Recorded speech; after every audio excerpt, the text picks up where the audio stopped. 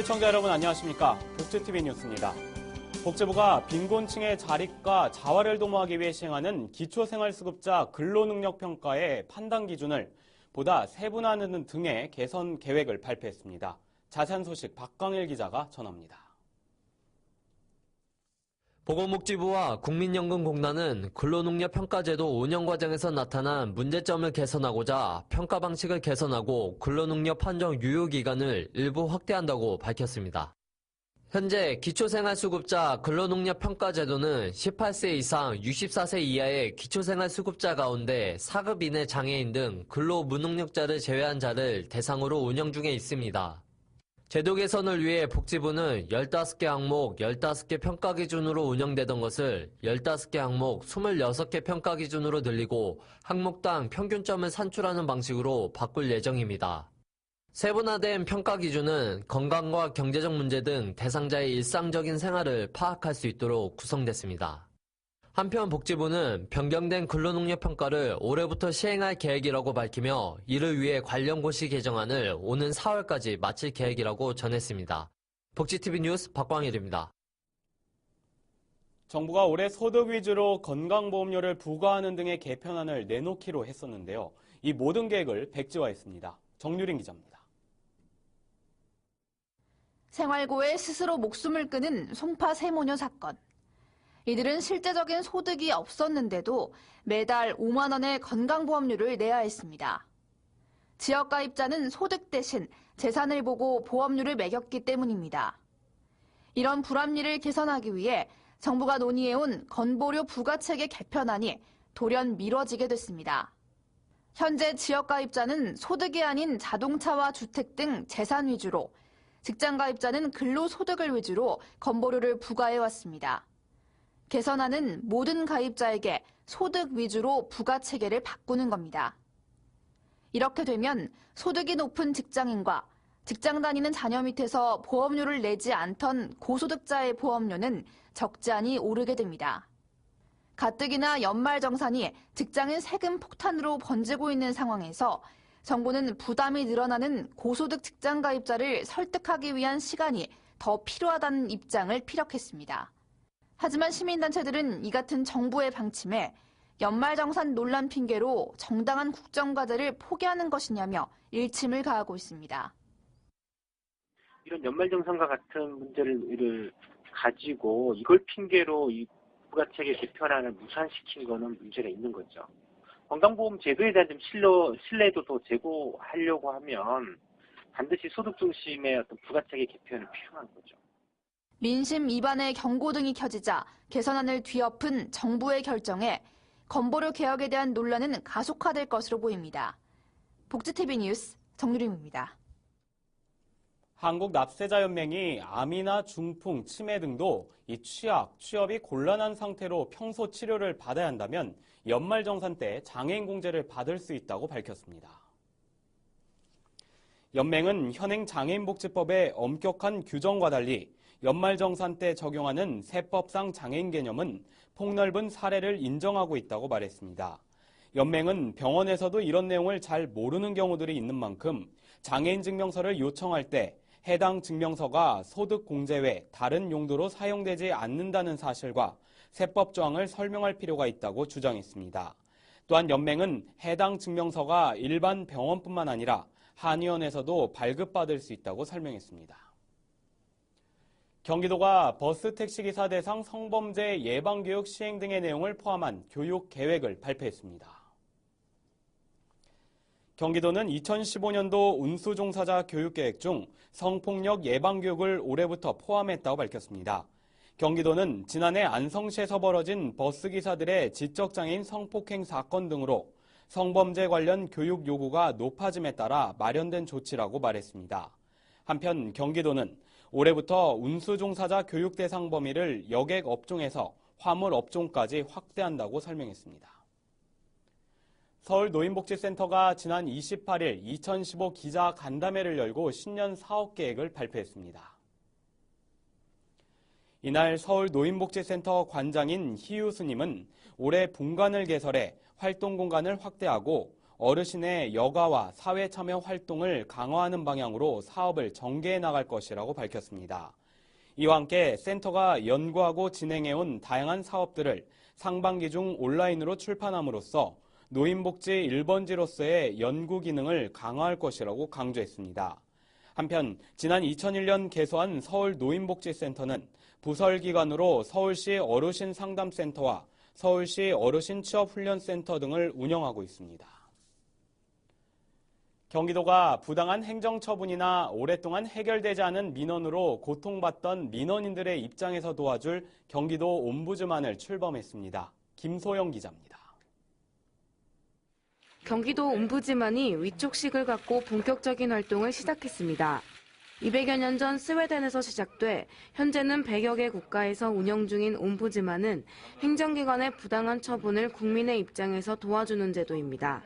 경기도에서는 지난 2013년에 옴부즈만 관련 조례가 제정됐고 이후 1년여간의 준비 기간을 거쳐 이달부터 운행에 들어갔습니다.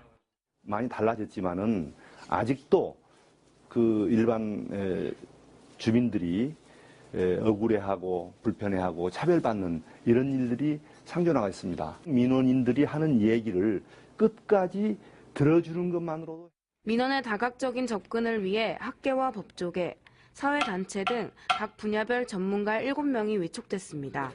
위촉된 옴부즈만은 경기도와 도산하 기관은 물론 시군의 부당한 처분이나 불합리한 행정제도로 인해 발생한 고충 민원을 조사하게 됩니다. 조사 결과에 따라 제도 개선 권고와 함께 위법사항 발견 시엔 해당 기관에 감사를 의뢰할 수도 있습니다. 처리에 집중했습니다. 몇 건을 처리했냐 했는데 저희가 처리하는 거는 도민이 원하는 것을 해결하는 데 집중하려 합니다. 이렇게 다양한 옴부즈만을 구성했습니다. 그래서 도민의 작은 목소리에 기울여가지고 옴부즈만 신청은 도내 옴부즈만 지원팀에 방문하거나 홈페이지에서 관련 양식을 다운받아 작성 후 우편으로 보내면 됩니다. 복지TV 뉴스 김소연입니다. 포항의 내항과 형산강 사이를 연결하는 포항운하가 반쪽짜리 개발이라는 비난 여론에 휩싸였습니다. 무슨 일인지 박성호 기자가 취재했습니다. 포항운하 개발은 동빈 내항과 형산강 사이에 운하를 건설해 40여 년간 막혔던 물길을 흐르게 하고 수변 지역 시민을 위한 휴식처와 관광지로 만들자는 사업이었습니다. 하지만 포항시가 1,600억 원의 사업비를 들여 지난 2013년 11월 2일 통수식을 가진 포항운하 개발이 사실상 미비한 점이 많아 반쪽짜리에 불과하다는 비난 여론이 들끓고 있지만 시 관계자는 큰 문제가 없다고 답변하고 있습니다. 포항운하가 1,600억 들었지만 지금 우리가 매력을 만등이나 해야 되는데 그 만등이라는 게 H공사 소유고 지금 이제까지 우리나라 S기업, A기업들이 그냥 한전을 했다가 끝까지 마무리 가서 자기들 대기사급에서 캔슬이 되는 바람에 우리가 발표를 못하고 있는 부분이 있기 때문에 포항운하를 해서 반주공사에 있는 걸 전부 인정합니다. 그렇죠. 현재 포항운하는 조수 간만의 차 등으로 물의 흐름이 적고 송도와 해도동 오수 처리 시설조차 미비해 수질 개선이 미흡한 실정입니다. 또한 동빈 내항에는 정박 중인 배와 시민들이 버린 쓰레기가 곳곳에 방치되어 있지만 시 관계자는 수차례 회의를 열고 현수막을 개첨했다며 근본적인 대책은 내놓지 못하고 있습니다. 저희는 작년에도 대책 회의를 했고 해가지고 쓰레기를 좀 자제해갖고 우리 이야기도 했고 또 거기에 보면 우리가 또 현수막도 그려놨거든요. 하고 입간판도 해놨고 동사무소에서 이제 전담 요원 해가지고 순찰 요원을 한 명도 배치해놨고 또 CCTV를 해놨는데 한번 그래도 몰래 버리기 때문에 다수가 계속 강하고 있거든요. 운하 주변 상업지구의 일괄 매각을 추진하고 있지만 대기업이 매수할 경우 수익금의 역의 유출이 불보듯하고 자연환경을 되살리겠다고 한 운하 주변은 콘크리트와 철 조형물로 도배돼 삭막함이 느껴져 개선과 대책이 시급합니다. 포항에서 복지TV 뉴스 박성호입니다.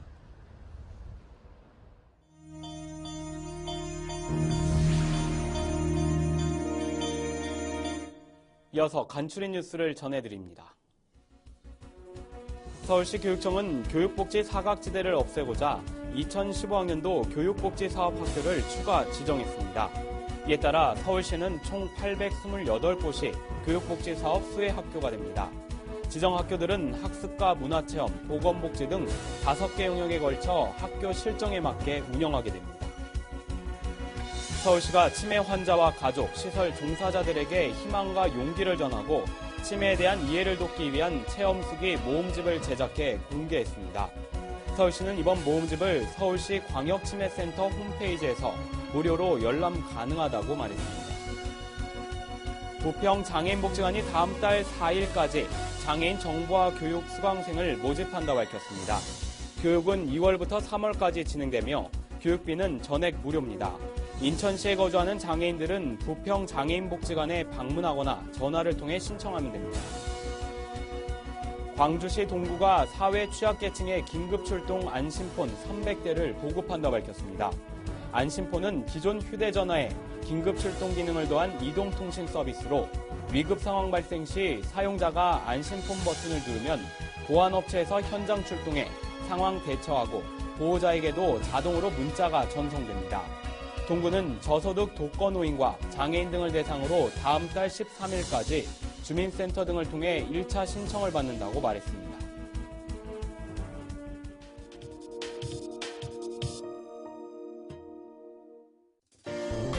겨울이면 건조해지는 피부 때문에 가려움증을 느끼기 쉽습니다. 특히 팔꿈치나 무릎, 엉덩이 부위가 붉어지면서 각질이 생긴다면 건선일 수 있는데요. 문제는 건선을 그대로 방치하면 안과 질환과 관절염 등 합병증 위험이 커진다는 것입니다. 이번 시간 건강해지는 팁에서는 건선 관리법을 알려드립니다. 칙칙하고 두껍게 코끼리 가죽처럼 변해버린 피부. 10년 넘게 건선을 겪고 있는 남성의 피부입니다. 평소에 보기에도 안 좋고 가려움증 때문에 일상생활에 힘든 것 같아요. 특히 겨울철이나 환절기 때 증상이 좀 더 심해지고. 건선은 팔꿈치와 무릎, 엉덩이 등 압력이나 마찰을 받는 부위에 붉게 좁쌀 모양으로 돋아나다가 나중에는 얼굴까지 번지게 되는데 그러면서 각질이 발생합니다. 눈썹과 눈두덩이까지 일어난 각질이 눈 안에 들어가면 결막염과 같은 안질환을 겪는 등 합병증 위험이 큰 편입니다.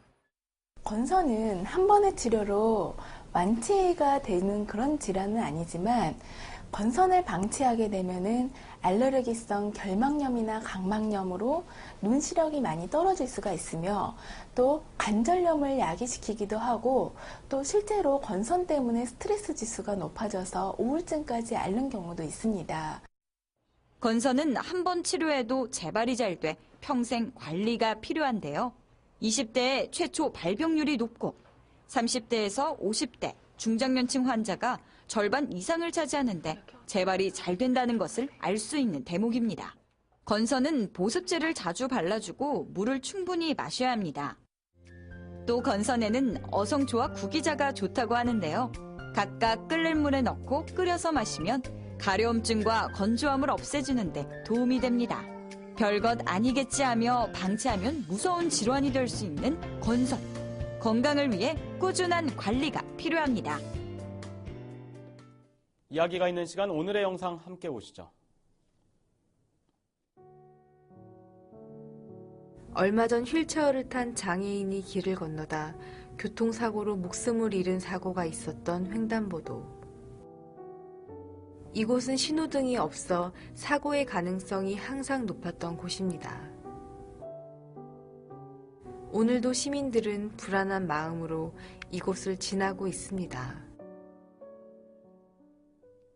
네, 사고가 난 곳은 왕복 4차로인 교차로입니다.